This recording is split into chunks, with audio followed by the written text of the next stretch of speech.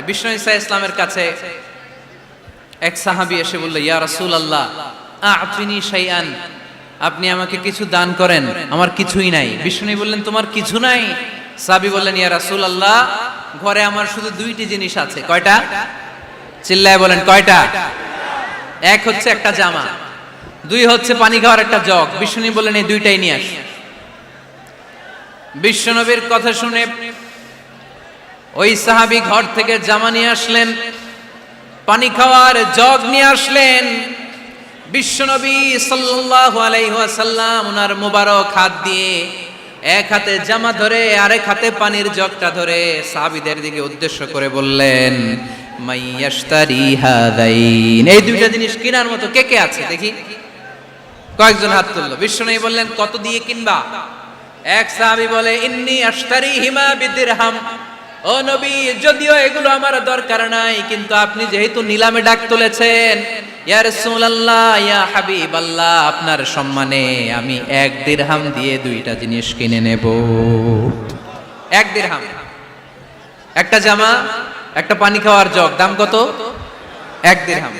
বিশ্বনবী বললেন, না না, 1 দিরহাম তো অনেক কম হয়ে যায়, মাইয়াজিদু আলা যালিক, এর চেয়ে বেশি দামে কে কিনবা? আরেক সাহাবী হাত তুলে বলতে লাগলো, ইয়া রাসূলুল্লাহ ইয়া হাবিবাল্লাহ ওয়া ইন্নী আশতারিহিমা বিদিরহামাইন, আমি এই জামাটার পানি খাওয়ার জগটা 1 দিরহাম নয় 2 দিরহামের বিনিময়ে কিনতে চাই। বিষ্ণু ঈসা ইসলাম ওই সাহাবাকে দিয়ে দিলেন।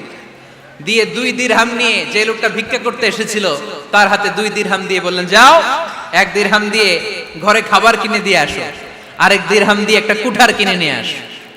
শুনতেছেন? কি কিনে নিয়ে আসো? কুঠার দিয়ে কি করে? গাছ কাটে। ওই সাহাবী কুঠার কিনে নিয়ে আসার পরে বিশ্বনবী নিজ হাতে কুঠারের মধ্যে একটা কাঠের হাতল লাগাই দিলেন। আল্লাহু আকবার!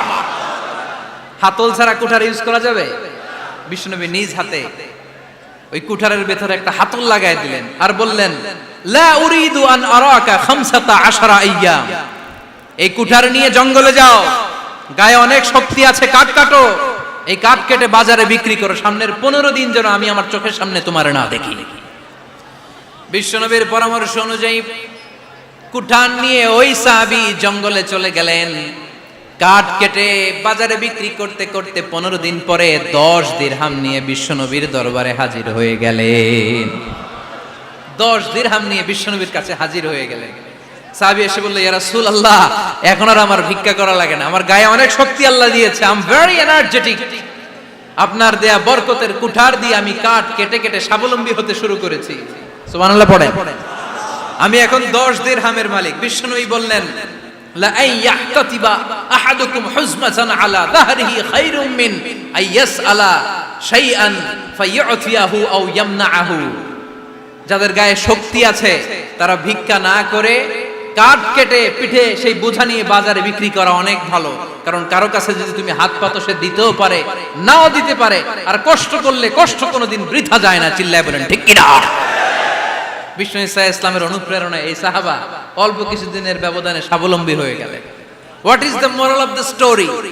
বিশ্বনবীর এই প্রফেটিক স্টোরি থেকে আমাদের কি শিক্ষা?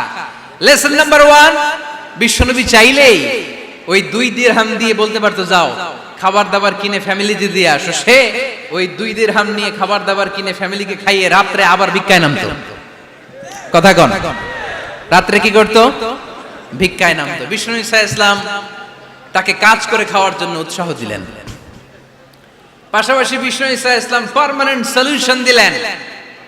এজন্য পার্মানেন্ট সলিউশনের ব্যবস্থা করতে হবে। অনেকে আমরা যাকাত দেই, যাকাতের শাড়ি দেই, যাকাতের লুঙ্গি দেই, আছে না নাই? লক্ষ্মীপুরে এরকম দেয় নাকি? কি দেয়? হ্যাঁ, গাড়ি, গাড়ি দেয়, শাড়ি না। যাকাতের শাড়ি, যাকাতের লুঙ্গি বলতে কোনো কথা ইসলামে নাই।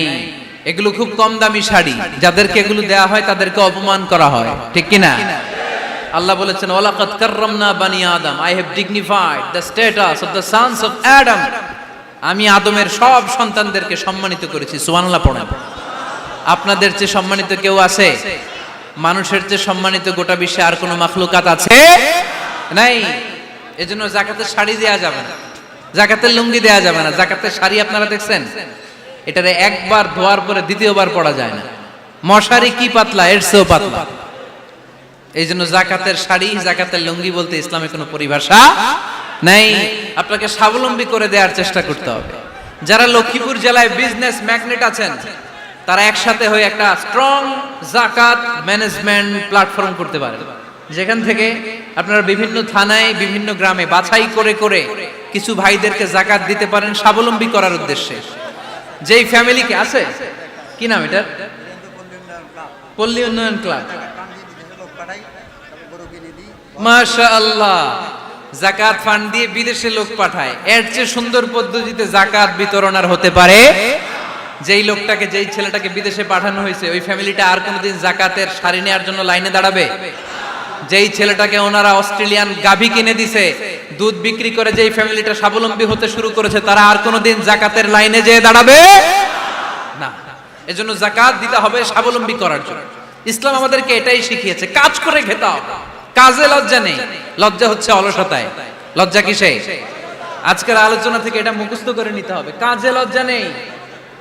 লক্ষ্মীপুরের ইয়াংস্টারেরা শ্রমে লজ্জা নেই, পরিশ্রমে লজ্জা নেই, লজ্জা অলসতায়। লজ্জা কিসে? আরো জোরে। নবীরা কি এমনি এমনি বসে বসে খাইছে? কঠিন পরিস্থিতিতেও নবীরা পরিশ্রম করে উপার্জন করা লেগেছে, ঠিক কিনা?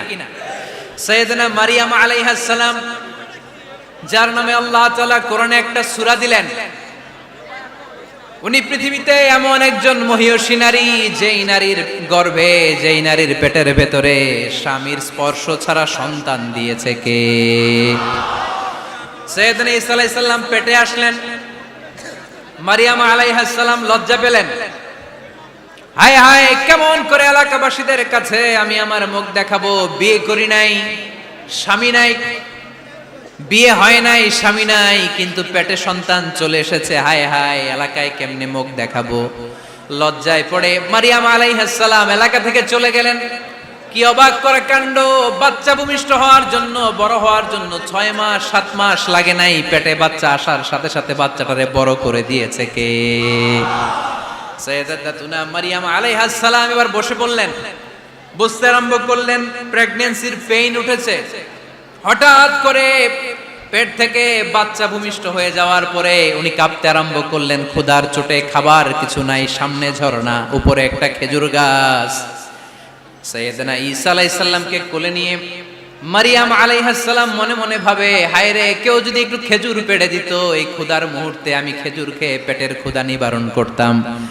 রব্বুল আলামিন মারিয়ামকে উদ্দেশ্য করে আয়াত নাজিল করে দিলেন, ওয়া হুজ্জি ইলাইকি বিজিযিন নাখলাতি তুসাকিত আলাইকি রতবান জানিয়া। কোরআন সাক্ষী, হুজ্জি ইলাইকি বিজিযিন নাখলা, এর মানে হচ্ছে মারিয়াম, কেউ পেড়ে দিবে না, একটু কষ্ট করে হাতটা উঁচু করে খেজুরের ডালা ধরে ঝাঁকুনি মারো, টসটসে কাঁচা পাকা খেজুর নিচের দিকে পড়বে, তারপর তুমি তুলে খাবে। সুবহানাল্লাহ পড়েন।